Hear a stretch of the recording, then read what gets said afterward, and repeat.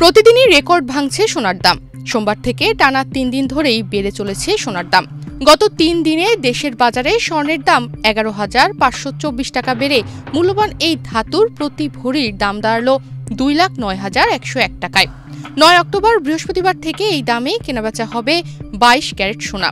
8 October বুধবার নতুন এই দাম নির্ধারণ করেছে বাংলাদেশ জুয়েলার্স অ্যাসোসিয়েশন বাজুস।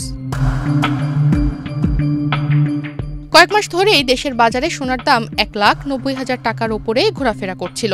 এরপর মঙ্গলবার 2 লাখ টাকায় স্পর্শ করে সোনার দাম। কিন্তু তার 48 ঘন্টা পার হবার আগেই সোনার দাম আরও 2 বার বাড়ে। বিশ্লেষকরা বলছেন, বিশ্ব বাজারের গতি প্রকৃতি, ডলারের দাম এবং আন্তর্জাতিক রাজনীতির প্রেক্ষাপটে যে কোনো সময় সোনার দাম আরও বাড়তে পারে এমন পূর্বাভাস তারা দিচ্ছিলেন। শেষ পর্যন্ত বাস্তব রূপ নিল সেই ধারণা।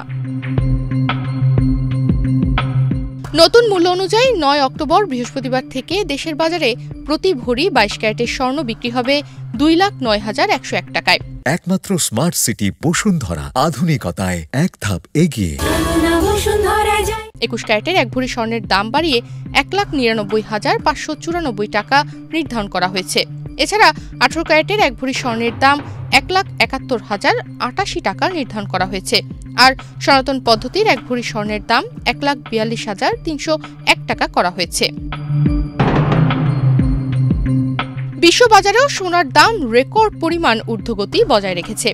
মাত্র এক সপ্তাহের ব্যবধানে প্রতি আউন্স সোনার দাম বেড়ে পৌঁছেছে $4,000 কাছাকাছি। অর্থনৈতিক ও রাজনৈতিক অস্থিরতার কারণে বিনিয়োগকারীরা নিরাপদ আশ্রয় হিসেবে সোনার দিকেই ঝুঁকছেন। বিশ্লেষকদের মতে, যুক্তরাষ্ট্রে চলমান সরকারি শাটডাউন, ফেডারেল রিজার্ভের সুদের হার কমানোর সম্ভাবনা এবং ডলারের মান দুর্বল হয়ে পড়া, এই 3টি কারণই বর্তমান সোনার মূল্য বৃদ্ধির মূল চালক। এছাড়া ইউরোপ ও মধ্যপ্রাচ্যের রাজনৈতিক টানাপোড়েন, ফ্রান্সে অভ্যন্তরীণ অস্থিরতা এবং জাপানে অর্থনৈতিক উদ্দীপনা প্রত্যাশা বিনিয়োগকারীদের মধ্যে অনিশ্চয়তা বাড়িয়েছে। অনেক দেশের কেন্দ্রীয় ব্যাংক ও বিনিয়োগ তহবিল সোনার রিজার্ভ বাড়াচ্ছে, যা বিশ্ববাজারে চাহিদা আরও বাড়িয়ে তুলেছে। অর্থনৈতিক বিশ্লেষকদের মতে, ফেডারেল রিজার্ভ যদি আগামী মাসে সুদের হার কমায় তবে সোনার দাম আরও বাড়তে পারে। বর্তমান অবস্থায় সোনা শুধু বিলাস পণ্যের প্রতীক নয়, বরং বৈশ্বিক অনিশ্চয়তার বিরুদ্ধে নিরাপদ বিনিয়োগের একমাত্র ভরসা হয়ে উঠছে। এসব কারণ মিলিয়েই বিশ্ববাজারে সোনার দাম গত 72 ঘন্টায় আকাশচুম্বী অবস্থানে পৌঁছেছে।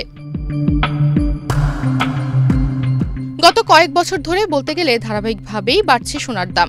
আন্তর্জাতিক বাজারে প্রায় প্রতিদিনই অব্যাহত থাকছে এই ঊর্ধ্বমুখী প্রবণতা। চলতি বছরের শুরুতে দেশের বাজারে প্রতি ভরি সোনার দাম ছিল 1,38,288 টাকা।